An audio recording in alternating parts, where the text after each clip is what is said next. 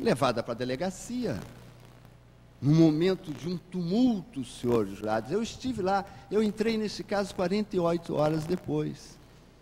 Era um tumulto naquela delegacia.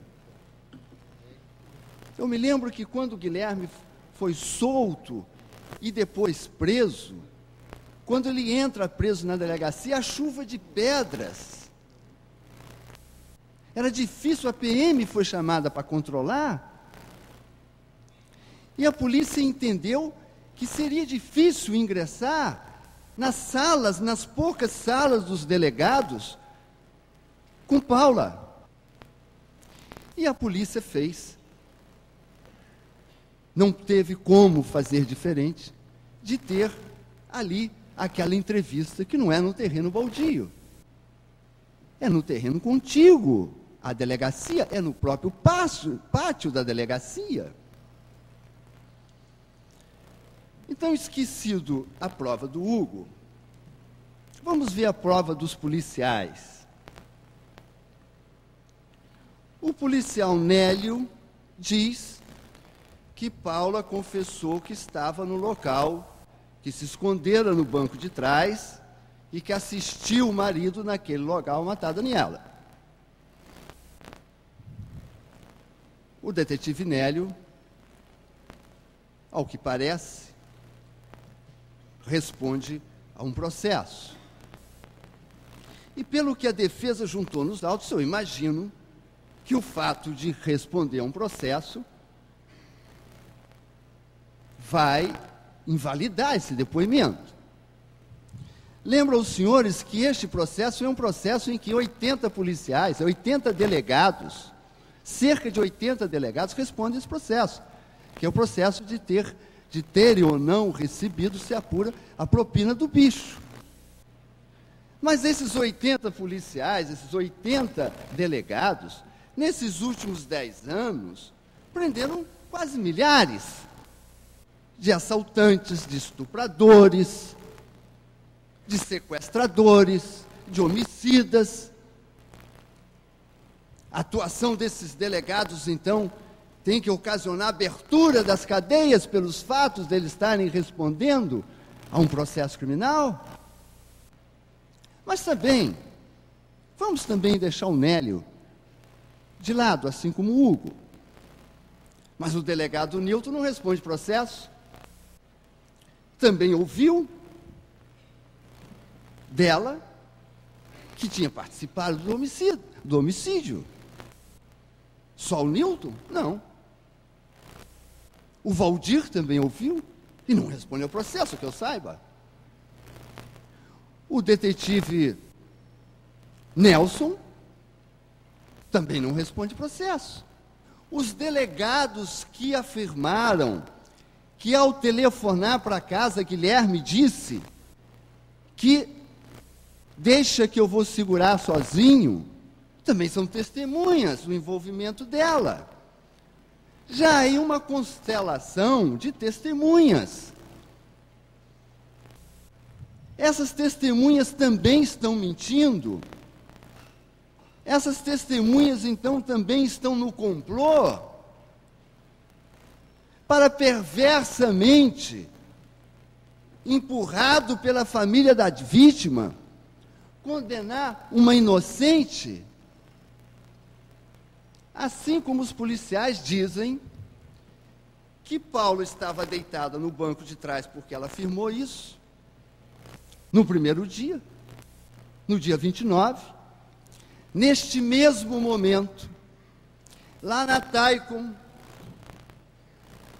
os funcionários da Taicom pressionavam o câmara Gilmar para que ele procurasse a polícia e informasse que ele viu que no banco traseiro do carro Santana de Guilherme havia um volume de ponta a ponta. Isso é confirmado pelo que ela disse aos policiais. Isso é confirmado até pelo livro que o marido escreveu. Então, esse complô é um complô que começa com Hugo, depois os policiais todos, E naquele mesmo momento, há que alguém ter corrido na taipa de arrume alguém para vestir a nossa versão, arrume alguém para entrar para o nosso complô. Alguém que diga que viu um corpo coberto ou um volume coberto com lençol. Mas não é só o Câmara Gilmar. A testemunha Luana disse que ouviu imediatamente de Gilmar aquela explicação e pressionou Gilmar para que fosse à delegacia como ele foi, para narrar tal fato.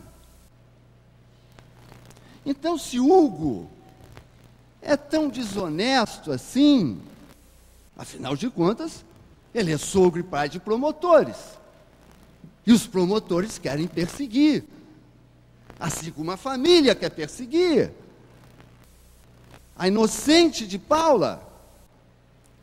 Esse complô envolve esses policiais todos, os que respondem e os que não respondem ao processo. É todo mundo. E mais o Gilmar, e mais a moça que ouviu de Gilmar, e que isso vem se entrelaçar, isso confirma, mas não confirma o reconhecimento só de Hugo, não, confirma a confissão dela aos policiais. Nessa delegacia, naquele momento, 2 jovens advogados atuavam. Luiz Eduardo Frias, em defesa, representando Raul Gazola, que os parentes, os amigos de Raul Gazola o chamaram. Ele esteve na delegacia nos primeiros momentos, nós fomos constituídos 48 horas depois. O Luiz Eduardo teve uma firma de segurança em que o Nélio também funcionava. Então, se Luiz Eduardo é advogado de Raul Gazola, e se ele é sócio de Nélio, é por aí a perseguição à jovem inocente. É por aí. Se nós provarmos que Luiz Eduardo não tem idoneidade, se nós conseguirmos provar que Nélio responde a um processo, nós contaminamos a prova. Atuou também, nesse início, um jovem advogado, um brilhante advogado, doutor Carlos Eduardo Machado, filho de um dos maiores advogados desse país, doutor Ronaldo Machado. Gente da melhor qualidade. Esses 2 jovens advogados foram colegas de escritório durante muitos anos.